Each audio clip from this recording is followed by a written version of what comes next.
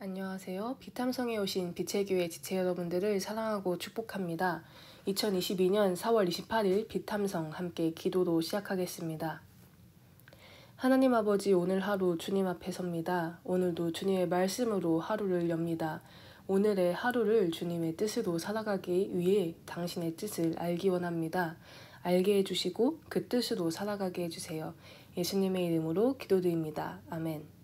오늘 비탐성의 제목은 진정한 능력, 진정한 지혜입니다. 오늘 우리에게 진정한 능력, 진정한 지혜가 무엇인지 알기 원합니다.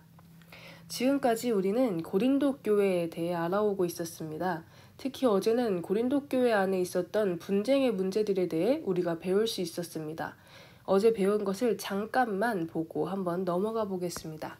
고린도전서 1장 10절에서 바울은 이와 같이 이야기합니다. 10절입니다. 그런데 형제자매 여러분, 나는 우리 주 예수 그리스도의 이름으로 여러분에게 권면합니다.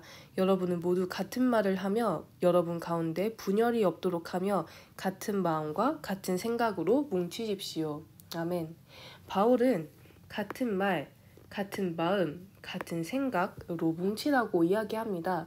그 후 바울은 고린도 교회에 있던 분쟁에 대해 이야기하고 17절에 이와 같이 이야기합니다. 17절입니다. 그리스도께서 침례를 주라고 나를 보내신 것이 아니라 복음을 전하라고 보내셨습니다. 복음을 전하되 말의 지혜로 하지 않게 하셨습니다. 그것은 그리스도의 십자가가 헛되이 되지 않게 하시려는 것입니다. 아멘. 바울 자신은 침례를 주기 위해 보냄받은 것이 아니라 복음을 전하기 위해 부르심을 받았다고 이야기합니다. 그 후 18절에서부터 바울은 고린도 교회가 진정으로 가져야 할 같은 말, 같은 마음, 같은 생각인 그리스도의 십자가에 대해 이야기합니다. 그럼 이제부터 오늘의 본격적인 본문을 한번 살펴보겠습니다. 고린도전서 1장 18절입니다. 십자가의 말씀이 멸망할 자들에게는 어리석은 것이지만 구원을 받는 사람인 우리에게는 하나님의 능력입니다. 아멘. 십자가의 말씀은 멸망할 자들, 예수를 믿지 않는 사람들에게는 매우 어리석은 것입니다. 그 크신 창조주가 이 작은 세계에 와서 그의 창조물을 사랑해서 죽어야 한다니요. 그것도 그 당시 가장 잔인한 사형도구인 십자가로 말이죠. 예수를 믿지 않을 사람들에게는 매우 이상하고 어리석은 것으로 보여질 수밖에 없습니다. 그러나 예수님을 믿는 우리는 압니다. 이 십자가로 인해 우리는 구원을 얻었습니다. 그 무엇으로도 얻을 수 없는 그 구원을 우리에게 허락하신 그 십자가, 엄청난 능력, 하나님의 능력일 수밖에 없는 것이죠. 고린도전서 1장 19절을 살펴보겠습니다. 19절입니다. 성경에 기록하기를 내가 지혜로운 자들의 지혜를 멸하고 총명한 자들의 총명을 패할 것이다 하였습니다. 이 말씀은 바울이 이사야 29장 14절의 말씀을 인용한 것입니다.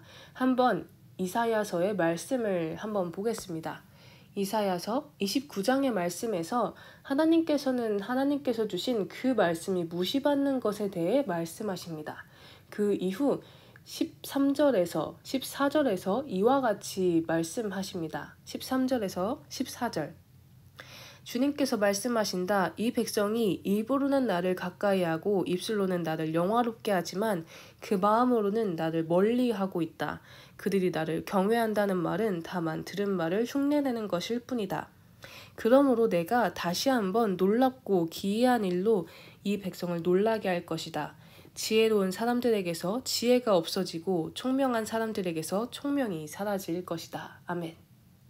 하나님께서는 진정한 신앙을 가지고 있지 않는 사람들에 대해서 이렇게 말씀하시는 거죠. 입술로만 하는 신앙을 가진 자신이 가진 신앙으로 충분하다고 생각하고 진정한 신앙을 가지지 않는 자신이 지혜롭다고 생각하는 사람들, 그 이스라엘에게 하나님께서는 14절로 지혜로운 사람들에게서 지혜가 없어지고 총명한 사람들에게서 총명이 사라질 것이라고 선포하십니다. 이 배경에서 나온 이 말씀을 인용하여 바울은 이와 같이 또한 이야기합니다. 20절에서 21절입니다. 선자가 어디에 있습니까? 학자가 어디에 있습니까? 이 세상의 변론가가 어디에 있습니까? 하나님께서는 이 세상의 지혜를 어리석게 하신 것이 아닙니까? 이 세상은 그 지혜로 하나님을 알지 못하였습니다. 하나님의 지혜가 그렇게 되도록 한 것입니다. 하나님께서는 어리석게 들리는 설교를 통하여 믿는 사람들을 구원하시기를 기뻐하신 것입니다. 아멘. 바울은 이렇게 이야기합니다. 지혜로운 사람들은 없습니다. 아무것도 아닌 사람의 지혜로는 하나님을 알지 못합니다. 사람의 지혜를 없애실 수 있는 진정한 지혜이신 하나님을 알 수 있는 그 유일한 방법은 오직 하나, 사람들에게 어리석다고 생각되는 설교라고 이야기합니다. 설교, 여러분, 설교가 무엇일까요? 이 설교를 알기 위해 이 설교와 반대되는 것을 한번 보겠습니다. 22절입니다. 유대 사람은 기적을 요구하고 그리스 사람은 지혜를 찾으나. 하나님을 알 수 있는 유일한 방법인 설교와 반대되는 것이 바로 이 기적과 사람의 지혜입니다. 눈으로 보여지고 또한 머리로 우리의 이성으로 이해되는 것이요. 지금의 세상도 같은 것을 찾고 있는 것으로 보여집니다. 기적과 눈에 보여지는 것이 있어야 믿으려고 합니다. 전도하다 보면 하나님을 여기 데리고 오면 믿을게 라고 이야기하는 사람들이 참 많습니다. 그뿐 아니라 물질에 얻어짐, 나의 병에 고쳐짐, 영적인 기적들을 따라가는 많은 세상의 사람들, 또한 세상 속에 그리스도인들이 참 많습니다.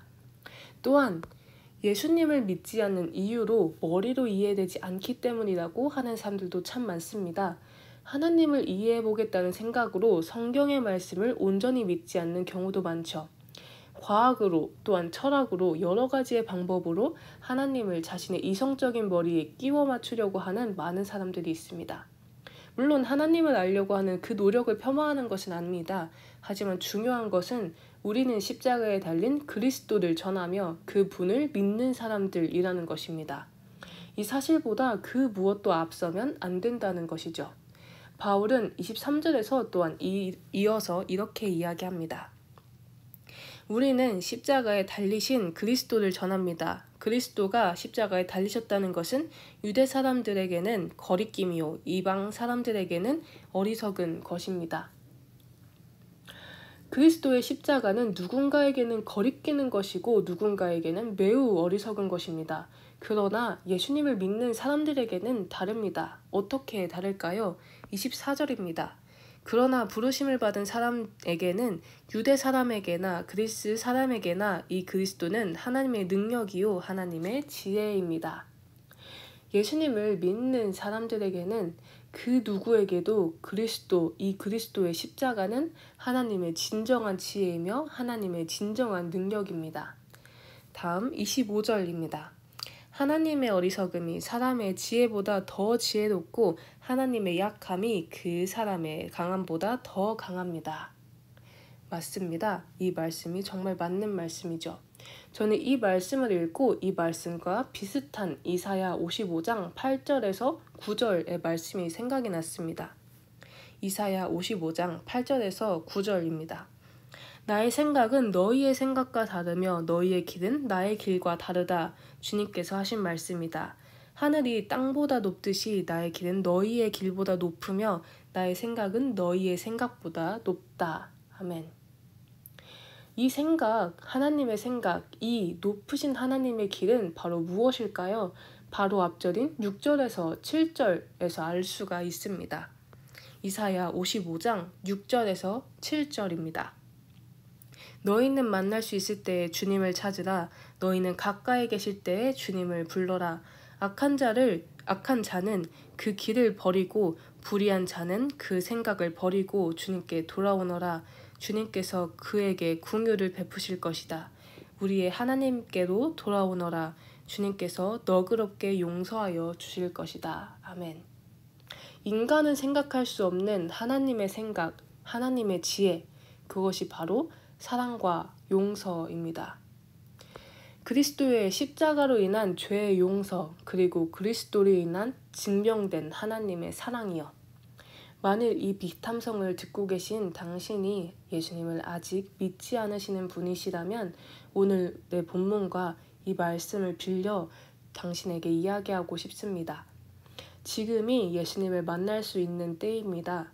지금 사람은 이해할 수 없는 그 큰 지혜에 그 사랑이신 그 하나님께로 돌이키시고 예수님을 만나시기 원합니다. 그리고 만일 이 비탐성을 듣고 계시는 분께서 예수님을 믿고 계시는 분이시라면 이미 그 큰 지혜에 대해 알고 계신 분이시라면 한 걸음 더 나아가셨으면 좋겠습니다. 마가복음 8장 34절입니다. 마가복음 8장 34절. 그리고 예수께서 제자들에게 함께 무리를 불러놓고 그들에게 말씀하셨다. 나를 따라오려고 하는 사람은 자기를 부인하고 자기 십자가를 지고 나를 따라오너라. 아멘. 한 걸음 더 나아가는 것, 그것은 바로 예수님을 진정으로 따르는 것입니다. 그저 진정한 능력과 지혜를 아는 삶에서 멈추는 것이 아니라 그 능력과 그 지혜를 닮아가는 삶, 그 따르는 삶을 살아가기 원합니다.